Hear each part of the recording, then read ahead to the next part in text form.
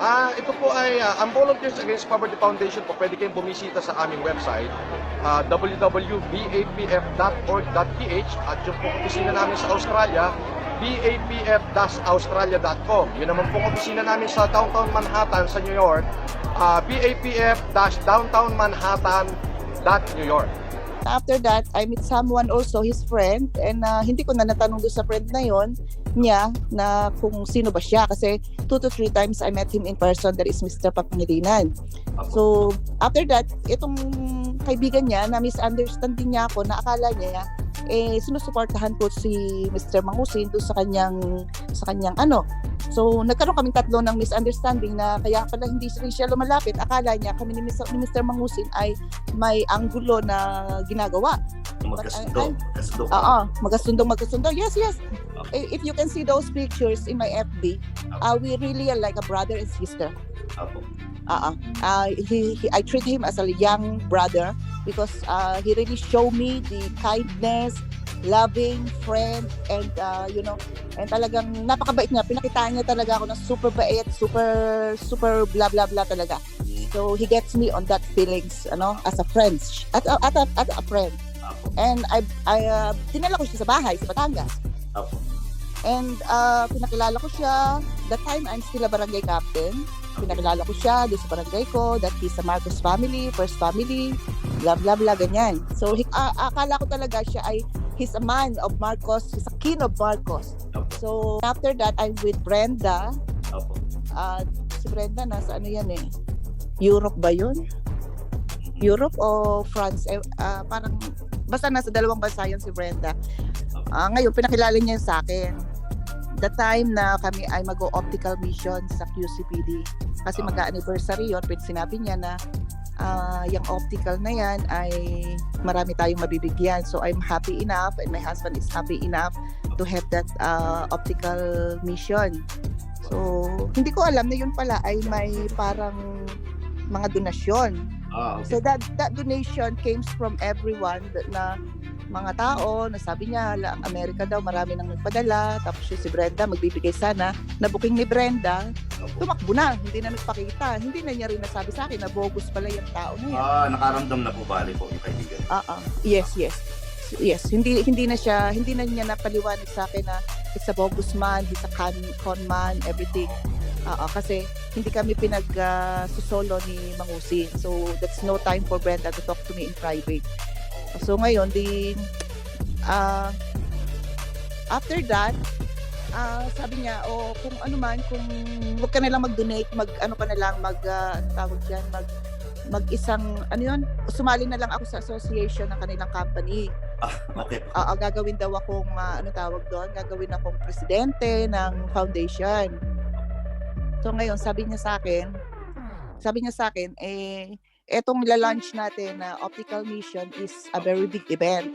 So, syempre, para hindi naman din ako mapahiya doon sa aming kinausap ng mga general, talagang pinursige ko talaga na maging okay ang lahat. So, ngayon, pinuntahan namin, humingi kami ng clearance sa QCPD. That time, my husband is a station commander of Station 4 Talipapa. So, humingi ako ng tulong sa kanya. Sabi ko, meron kaming gaganapin na optical mission, charity mission for all the policeman. So, sabi naman ng asawa ko, that is great. Sabi niya, sige, hingi tayo ng approval with the QCPD head na, sino ba yung naka-head dati nun? Si Sir General Eliazar. So, pinuntahan namin si General, kami ni Mangusin. Okay. And humingi kami ng approval sa kanya na magla-launch kami ng ganong kalaking optical mission sa mga pulis at sa mga tao. So, pumayag naman si General kasi libre naman nga daw yun at para makatulong nga. Without knowing na yung palang taong aming kaharap, marami. Yes. So patuloy yung mga paggastos sa optical mission na yan. So, okay, so Sis Eva, pasensya na po kayo, kakatuwak po kayo. Tanong ko lang kay Sis Eva, so yung main reason mo, the reason why parang nainganyo ka na gawin yung optical mission na sinasabi mo, talagang para tumulong sa ating mga kababayan. Yun po ang main purpose. Yes, main purpose. So nang akala ko naman that optical mission is totally free. Opo. So, hindi ko alam na marami palang babayadan doon. So, sabi niya sa akin, lately na, yung pahuli na, yung close na sa anniversary ng QCPD, doon na siya dumali sa akin ng madaming pagbabayadan, yung mga cutting of glasses, Oh, grabe. yung mga equipment, yung mga doctors na bababa from Baguio yata pa yung mga yon, transportation, foods, hotels, everything, and the allowance.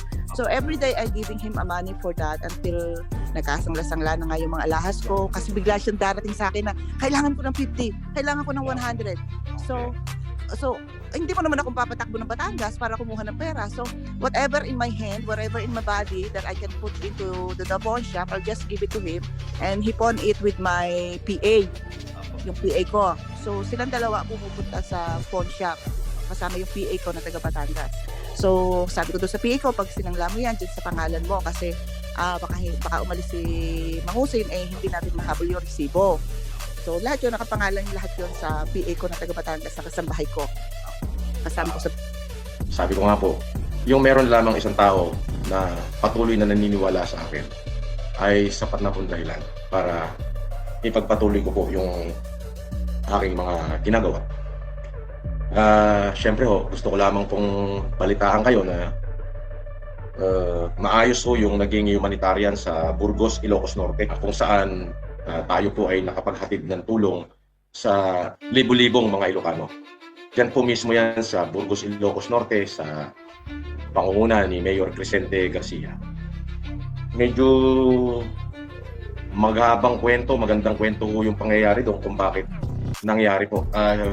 Actually, nung ako ay kasalukuyang nakakulong, ay siya ho ang pinamahala para maituloy yung aking humanitarian. Yan po ay collective effort ng ating mga volunteers doctors, volunteers nurse. Pero yung pong ginastos po doon, yun po ay hindi ko po yun ipinanghingi. Hindi ko po yun ipinanghingi kahit kanino. Yun po ay naipon ko. Yun yung mga kinita ko sa nagdaang panahon. Wala na po akong TikTok, wala na rin akong Facebook, dinisable na nila. Hindi ko rin alam kung hanggang kailan tong YouTube na to at wala rin naman kong kita. Ay wala akong problema.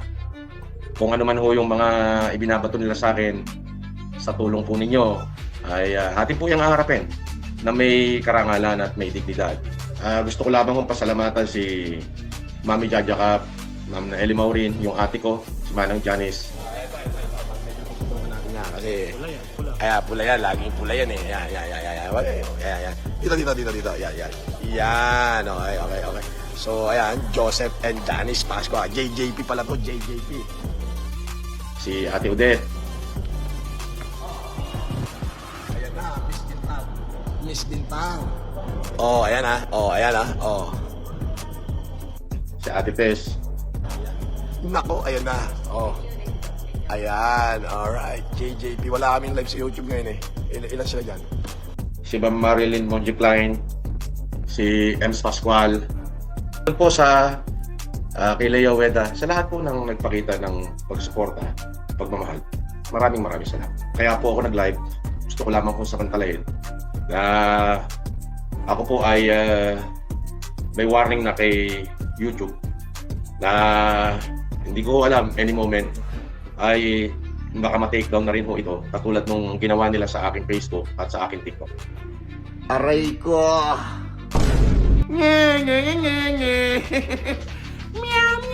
Meow. Gusto ko lang samantalahin yung mapasalamatan ko kayong lahat ng mga tao na nandiyan nagmalasakit at nagmahal sa akin. Maraming salamat po sa inyo. Kung ano man pa yung mga darating pa na pagsubok sa akin, yan po ay ating haharapin. Hindi po natin pagtataguan o pagtatakasan ng anumang yan sapagkat mas masarap pong mabuhay ng may karangalan. Nitong nakaraang gawa ka na lang ulit ng bagong account po, sir. Hindi na po muna siguro. Okay na po muna ako. May bago akong channel. Ang pangalan ng channel, The Scammer. Okay? Bago yon, wala pang upload. Ilalive ko mamaya. Doon ako mag-upload. Okay? At baka nga ho hindi ito yung gustong landasin ng aking buhay. Ngunit dahil sa inyo, ang magagawa ko na lamang ho ay gumawa na lang, makatulong na lang kung sino pa yung pwedeng matulungan sa ating kakayahan. Medyo masakit din ho.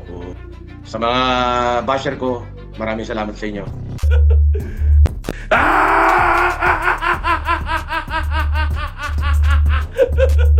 Maraming salamat po sa team ko na hindi nagpapaya sa akin. At syempre, gusto ko ring i-share yung a day in BGMP. Apakahigpit. Sobrang higpit po. Oo, sobrang higpit ho. Yung isang gabi ho doon ay parang katumbas ho ng isang taon sa sobrang kahigpitan. Balang araw, maikukwento ko rin sa inyo yan. Nadonot ako sa puwit ang sakit-sakit. Ihanda mo katawan lupa mo, sabi ko sa'yo. Pagpapaldahin kita. Tutumbungin kita. Lahat po ng aking kinita, ibinuhos ko po dyan. Wala po tayong hiningin donasyon kahit kanino po dyan. Yan po ay sarili ko po. As in ako lamang po. Sure? Kahit sila Ma'am Odette, na naman tayo sir eh. Kasi kung wala kang hiningin donasyon, ba't ilalagay pa doon yung picture nila Ma'am Odette? Doon sa tarpaulin? Nasa ba yung tarpaulin na yun sir? Hindi naman ilalagay doon yung tarpaulin kung wala namang ano yun eh. Wala namang contribution doon eh. Ayan oh. Benefactors oh. Benefactor, sabihin mo, hindi ka ano ba? Dito na nga. Ano to, sinungaling yung tarpaulin? Sir? Benefactor. Ano ba meaning ng benefactor? Feeling ko nga itong sila ma'am lang yung yung gumastos eh. Feeling ko eh. I could be wrong ha. Malay mo may nilabas ka nga naman. Pero ang sabi mo kasi, ito kasi yung conflicting. Ang sabi mo, hindi ka pa sumisweldo sa YouTube. Dahil wala ka pang pin. So saan manggagaling yung pera mo? Ano yun, pipitasin mo sa puno. Pero Wala pa ho kong income dito sa YouTube kasi wala pa ho kong pin. I don't have still the pin yet. So how can I say that this is my source of income, no? dito pa lang, malinaw na nagsisinungaling ka na kasi ang sabi mo dito, ano? Opo, ni Mayor Crescente Garcia, transportasyon, pagkain, at sinigurado ho nila na maayos yung magiging tulugan at magiging flow ng mga doktor po doon po sa bayan ng Burgos. Ibig sabihin, merong hindi lang ikaw ang gumastos. Habang ako po ay kasalukuyang nakakulong. Ang sabi mo dito, Po, lahat po ng aking kinita, ibinuhos ko po dyan. Wala po tayong hiningin donasyon kahit kanino po dyan. wala daw hiningin donasyon. Eh anong ginagawa nitong dalawa nila Ma'am Odette Visitasyon at Janice Pascua? Benefactor sa nakalagay dyan. Siyempre nag-donate din ito.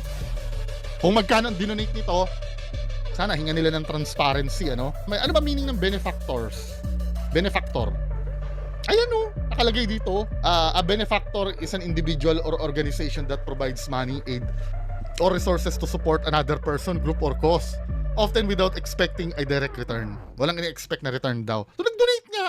Ano sinasabi mo na wala kang hininging donasyon? Diba? O baka kayo as a group, wala kayong hininging donasyon, pero ikaw, humingi ng tulong dyan kay Ma'am Odette. Wala eh. Yan po ay sarili ko. Sarili nga daw. As in ako lamang po. Tarpaulin na nga lang pinagkakanulo ka na sir eh. Sarili niya lang daw pala. Lucky J, nagbayad ka ba ng tarpaulin mo? At syempre gusto ko pong pasalamatan yung mga doktor na nagpunta ron, nakidalo sa ating Optimum Eye Care Program, pati na rin ho kay Jojo Kumlat, at syempre kay Manang Odette na nagpadala ng mga upuan at empanada doon. Manang Odette ko, Visitasyon, at syempre si Ate Janice ko at si Manong ko Joseph. Maraming salamat po. Si Ate Tess Fernandez Nadlang, maraming salamat po. At si Ma'am Naeli Maurin at saka si Ma'am Janet, maraming salamat po. Ma'am Jaja Cap, maraming salamat.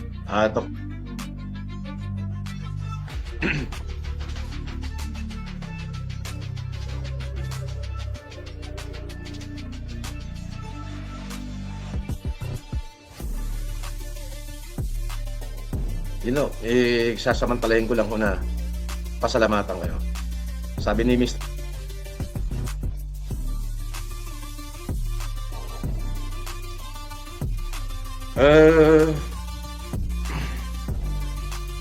Ulitin ko, hindi na po ako mai-involve sa kahit anumang politika ng ating bansa. Ang tanging hangarin ko na lamang ho ngayon is malampasan ko po sana lahat ng aking pinagdadaanan. At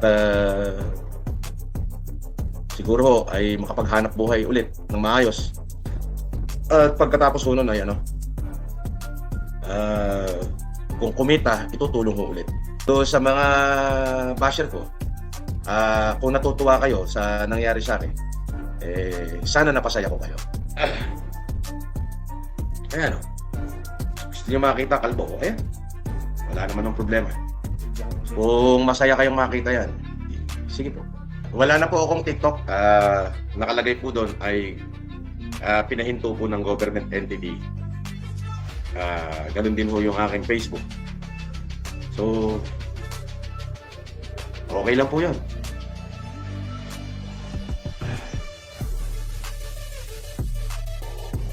Kaya sinamantala ko na ho na makapagpasalamat po mga taong nagmalasakit. Maraming salamat. Gusto ko na pong humingi ng sorry kay Makagago. Sana matapos na ito.